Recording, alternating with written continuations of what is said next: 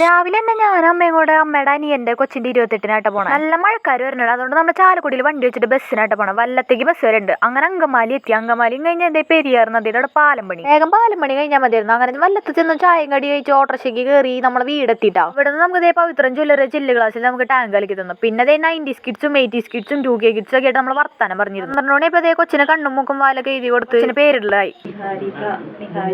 നിഹാരിക എന്ന് പേരിട്ട് കൊച്ചു ഹാപ്പി, നമ്മൾ ഹാപ്പി. പിന്നെ എന്റെ കസിനായിട്ട് കുറച്ചേരം അങ്ങോട്ടും ഇങ്ങോട്ടും വീട്ടുവിശേഷം നാട്ടുവിശേഷം പറഞ്ഞിരുന്നു. പിന്നെ ഇതാണ് നമ്മുടെ അമ്മ ചേച്ചി. എല്ലാവരും എന്ന രീതിയിൽ തല്ലാട്ടുണ്ട്. പക്ഷെ ഒന്നും അറിയില്ല പുള്ളിക്കാരി. പിന്നെ നമ്മുടെ മെയിൻ പരിപാടിയുടെ സദ്യയിലും കഴിഞ്ഞ് നിഹാരികനെ പോയി നോക്കിയപ്പോൾ സുഖമായിട്ട് കിടന്നുറങ്ങണം. 6 വർഷം അവൾക്ക് കിടന്നുറങ്ങാൻ പറ്റുള്ളൂ. അത് കഴിഞ്ഞാൽ കാശി പോയി തുടങ്ങും. അടുത്ത പരിപാടി കഴിഞ്ഞ് ഇറങ്ങിയപ്പോൾ പ്രോ ഡ്രൈവറായ ചിക്കു നമ്മൾ അങ്കമാലി കൊണ്ടുവന്നാക്കിട്ടാ. അങ്കമാലിയിൽ നിന്ന് ചാലക്കുടി ബസ് കയറി ടിക്കറ്റ് എടുത്തു. അങ്ങനെ അതും കഴിഞ്ഞ് കുറച്ചേരം ചാലക്കുടി എത്തി. പിന്നെ നമ്മുടെ ചാലക്കുടി മാർക്കറ്റിൽ വന്നിട്ട് മുട്ട മേടിക്കണം, കൊള്ളി മേടിക്കണം. പിന്നെ അവിടെ നിന്ന് ചെമ്മീനും മേടിച്ചൊരു ഷാർജ ഷേക്കും കുടിച്ച് നമ്മൾ തിരിച്ച് വീട്ടിലേക്ക് പോവാണ്ട. ഹെൽമെറ്റ് ഒക്കെ വെച്ചിട്ടുണ്ട് എന്റെ അമ്മ. പിന്നെ വീട്ടിൽ ചെന്ന് കൊള്ളി എറിഞ്ഞ് മുട്ട പൊരിച്ച് പിന്നെ നമ്മളൊന്ന് കടയിൽ പോയി ഫുട്ബോളിന്റെ ലെതർ മേടിക്കാൻ. ഞാൻ വിചാരിച്ചു വലിയ എന്തോ സാധനമാണ്. പിന്നെ അറിഞ്ഞു ചെറിയ എന്തോ സാധനമാണ്. പിന്നെ സൂപ്പർ മാർക്കറ്റിൽ കയറി വീട്ടിയുടെ ചായപ്പൊടി മേടിച്ച് വീട്ടിൽ ചെന്ന് നോക്കിയപ്പോൾ നമ്മളുണ്ടാക്കി കൊള്ളി പകുതി മുക്കാലായി. കഴിച്ചു നോക്കി ഞാൻ എന്റെ ചേച്ചിയോട് ചോദിച്ചു എങ്ങനെയുണ്ട്. നമ്മൾ സൂപ്പർ റിവ്യൂ ഒക്കെ പറഞ്ഞു. അതും കഴിഞ്ഞ് കുറച്ചേരം നമ്മൾ TV കണ്ടുകൊണ്ടിരുന്നു. പിന്നെ നമ്മൾ ചോറുണ്ട്. അപ്പം ഇന്നത്ര ഉള്ളൂ. Okay bye.